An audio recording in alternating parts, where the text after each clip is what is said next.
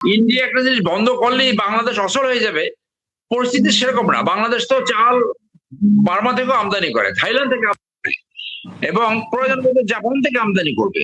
So এই plan একটা সরকার যদি আপনি সফলভাবে চালাতে চান তাহলে এই প্ল্যান তো অবশ্যই থাকতে হবে। এইটাই হলো প্ল্যানের অংশ। এখন যারা প্ল্যান করবে সেই জন্য তার একটা টিম। এখন আপনি যদি টিম করেন যে একজন ক্রিশ্চিয়ান রোনাল্ডো আর বাকি সব হলো থার্ড ডিভিশনের প্লেয়ার, তাহলে তো হবে না। আবার শুধু থার্ড ডিভিশনের প্লেয়ার না, সব যদি মানি মেকিং মেশিন হয়ে যায় তাহলে তো হবে না। তো সেই জন্য আমি বলি যে আমার নিজের একটা খটকা লাগতেছে একটা জিনিস, যে এতগুলো পাওয়ার প্লান্ট করলো, আপনার এখনো কুইক রেন্টাল প্ল্যানে আপনার সার্ভিস চার্জ দিয়ে যাচ্ছেন।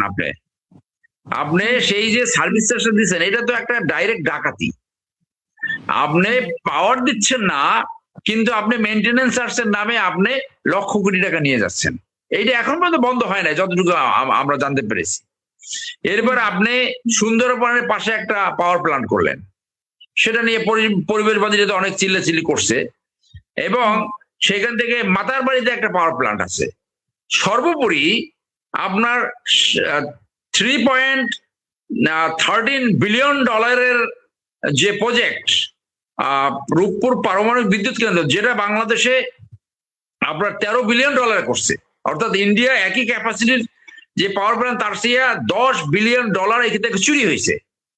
তো সেই পাওয়ার প্ল্যান্ট কেন জেনারেশনে যাচ্ছে না? সেই নিউক্লিয়ার পাওয়ার প্ল্যান্ট কেন জেনারেশনে যাচ্ছে না? আজকে এই বনানী ঠিক সন্ধ্যার সময় যখন বাচ্চারা লেখাপড়া শুরু করে, তখন সেই আপনার 7:30 থেকে আপনার 8:30 পর্যন্ত বিদ্যুৎ নেই। তো আমরা তো ওই মোমবাতির দিকে আবার ধাবিত হচ্ছি, হেরিকেনের দিকে ধাবিত হইতে বাধ্য হচ্ছি। আর এই যে এই টুকু নামে একটা লোক, এই লোকটার নামের সাথেই লোডশেডিং আসে। টুকু মানেই লোডশেডিং। ইকবাল হাসান মাহমুদ টুকু মানেই লোডশেডিং। ভালো মন্দ যেভাবে চলছে, চুরি ডাকাতি করছে, এইরকম একুইট প্রবলেম তো আমরা দেখি নাই। এই সত্য যদি গ্রহণ না করে বিএনপি, যে 2001 থেকে 6 পর্যন্ত বিদ্যুৎ মাঝে মাঝে আসতো, সেখান থেকে একটা চুরি করুক ডাকাতি করুক একটা উত্তরণ ঘটেছিল, এবং এই অন্তর্বর্তীকালীন সরকারের সময় এইরকম একুইট বিদ্যুৎ প্রবলেম আমরা দেখি নাই। এটুকু আসলো 5 মাসে, এমন কি হলো? তাহলে এটা কি ষড়যন্ত্র? এইটা ষড়যন্ত্র কিনা সেইটাও তো খসিয়ে দেখা দরকার। এই জন্য তো দুষ্ট লোকেরা এখন বলছে যে এই টুকু ভদ্রলোক কে? উনি ছিল শেখ কামালের বন্ধু। শেখ কামালকে নিয়ে যে ঘটনাটা ঘটেছিল, গাড়িতে গুলি হয়েছিল, সেই গাড়িতে তো উনি ছিলেন। ওনার বেয়াই হলো শেখ সেলিম। তো ওনাকে কেন এখানে বসাইতে হলো? সেই জন্য তো এই প্রশ্ন আসছে যে এই মন্ত্রিসভায় অনেকেই ইন্ডিয়ার অতি ফ্রেন্ড, ইন্ডিয়ার মানে অনেক অনেক ঘনিষ্ঠ বন্ধু, তার ভিতরে সে একজন। তো তাহলে 5 মাসের ভিতরে এমন কি হইলো যে আপনি এইরকম বিদ্যুৎ সমস্যা হইলো যে গ্রামে 8-9 ঘন্টা বিদ্যুৎ থাকে না, ঢাকা শহরে মানে দিনে 4-5 বার করে লোডশেডিং দিতে হচ্ছে? There is some problem সামহার।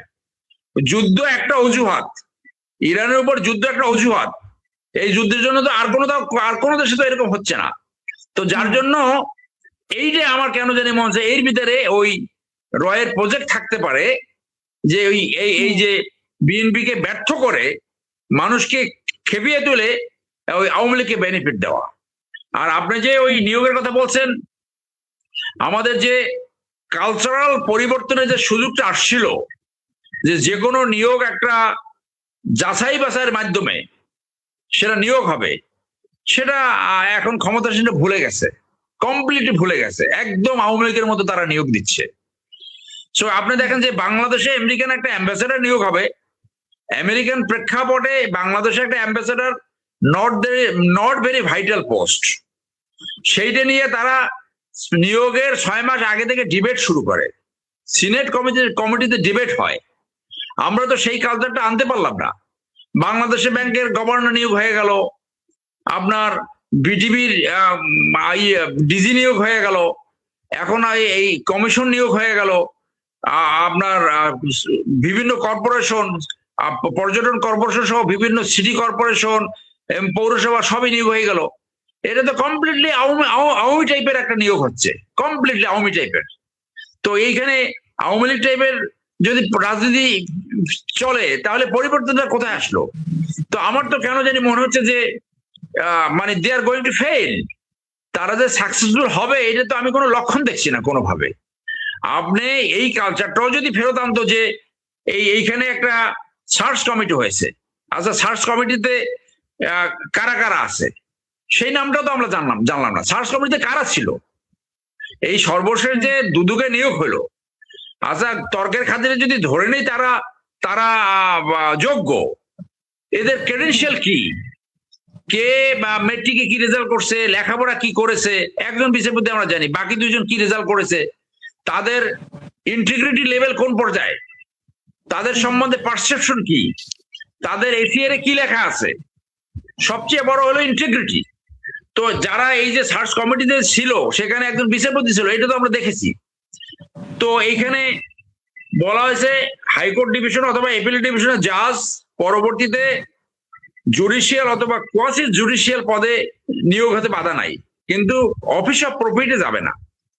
দুদকের office is a office of profit, যেটা আর্টিকেল 99 অফ দ্য কনস্টিটিউশনকে ভায়োলেট করে।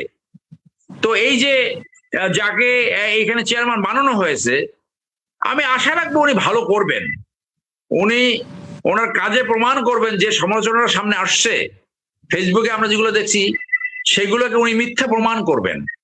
কিন্তু কোন ভিত্তিতে সে সর্বশ্রেষ্ঠ ক্যান্ডিডেট চেয়ারম্যান পদের এবং অন্য দুইজন সর্বশ্রেষ্ঠ candidate in comparison to others,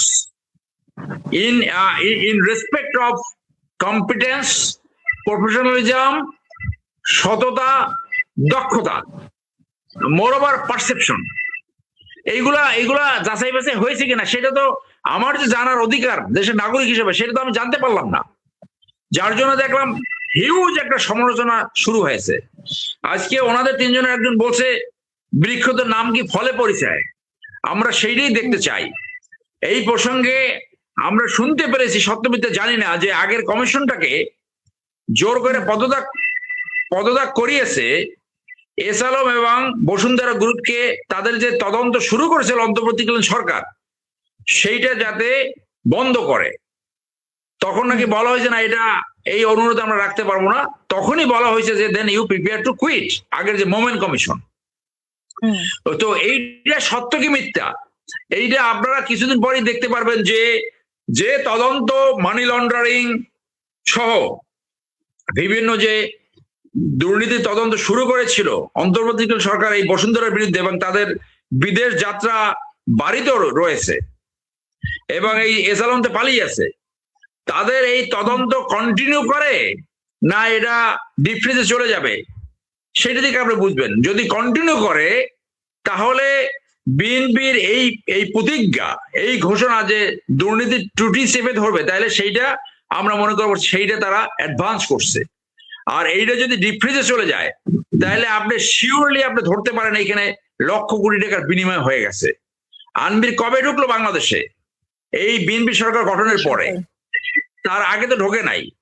তো লক্ষণ বেশি ভালো না, এবং যে লক্ষণ ইতিমধ্যে বিভিন্ন দিকে ছড়িয়ে পড়ছে, স্পেশালি নিয়োগ সহ বিভিন্ন প্রেক্ষাপটে এবং বিদ্যুৎ ক্রাইসিস, গ্যাস ক্রাইসিস, এই সরকার কতদিন টেকতে পারে সেইটাই হলো। এবং এই শেখ হাসিনা যেরকম অত্যন্ত নিম্নমানের লোক দিয়া তার এই সরকার চালিয়েছে, এইখানে এরকমও কিছু লক্ষণ দেখা যাচ্ছে, যাদের রাষ্ট্র পরিচালনার কোনো অভিজ্ঞতা নাই, যারা লেখাপড়া করে নাই, অনেকে ভুয়া পিএইচডি, এই বিভিন্ন লোক এই চাকর বাকর এনে যে এই রাষ্ট্রীয় পজিশনে বসাই দেওয়া, এইটা একটা আওয়ামী লীগ টাইপের রাজনীতি।